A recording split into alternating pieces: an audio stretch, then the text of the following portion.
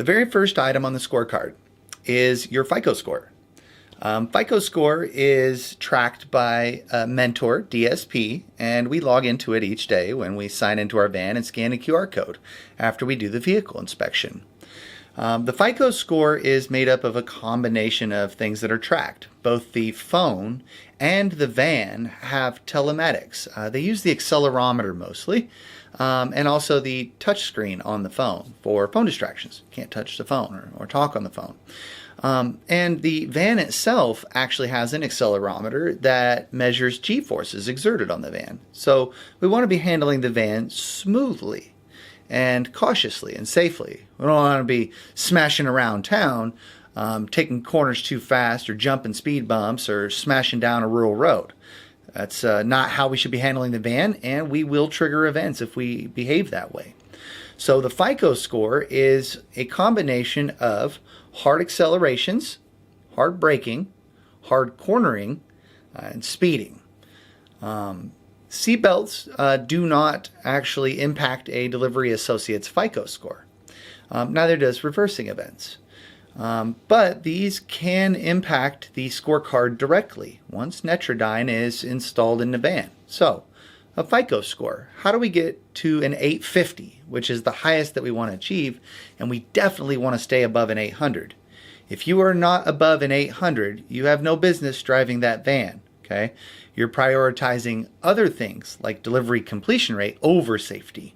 And remember, safety is 40% of the scorecard. Delivering packages is only 10%. Quality of delivery is only 30%.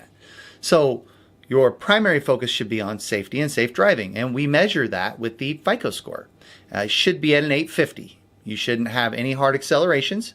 This is where you push the gas pedal from a dead stop and the van jerks forward, right? If that happens, you're going to trigger a hard acceleration when you exceed 0.49 Gs. That's not very much. So ease into the accelerator, gently adding pressure from a dead stop. That's the same thing for hard braking. Now, it's understandable to get a hard braking if a deer jumps out in front of you or a child, on a bicycle pops out in a residential neighborhood. Obviously, you need to slam on your brakes. But most hard brakings are actually caused when a delivery associate misses their turn and reacts to it by pushing the brake as if they're going to make the turn. If you realize that you've missed your turn, just quickly make the decision, okay, I'm going to go down and turn around and do the turnaround of shame is what we call it. And don't react by pressing the brake, right? We don't want to overpress the brake because too much braking will trigger a braking event, and that will lower your FICO score. It's not as impactful as the hard accelerations are. Those will take your score down dramatically, sometimes 30 or 40 points, depending on how many trips you've had that week. Whereas a hard braking might take 10 points, right? Hard cornering is when you turn around, take a left-hand or a right-hand turn, and you turn at too high of a speed. So if you're going too fast around that corner, the sideways G-forces on the van will be exceeded, and it's 0.49 Gs. So you want to go slow around the corners. But there's also something else that can trigger a cornering event. If you're going over a speed bump at an angle, the top of the van is going to tilt left and right. This is lateral G-forces. So if you go over a speed bump at an angle or go over a speed bump too fast, you're going to trigger a high G-forces event, and it's most likely going to be corroborated by the phone, and you will get a cornering event. This can also happen on rural roads where you have a lot of mud puddles that have formed, usually over the winter, and the van will tilt left and right, so you got to slow down on those rural roads, and that will not trigger cornering events. Now, speeding for FICO by the Mentor app is when you exceed the speed limit by 10 miles per hour for 10 seconds. I think it has to be 45 seconds for Mentor to trigger a speeding event, but you will definitely get a scorecard speeding event. That is 10 miles per hour over the speed limit for 10 seconds. So you want to know what the speed limit is and be constantly looking at the speed limit when you're driving. So your eyes are on the windshield and you glance down at your speed and make sure that you're not exceeding the speed limit. The Flex app now has speed limit information, but it's not always available for all roads.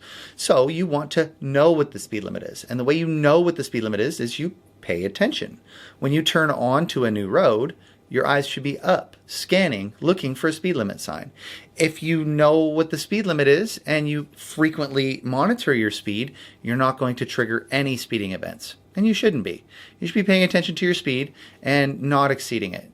And just because we know that the trigger is 10 miles per hour over the speed limit for 10 seconds, it is a little ridiculous for you to be going, I don't know, if the speed limit's 35 and you're going 44 or 43.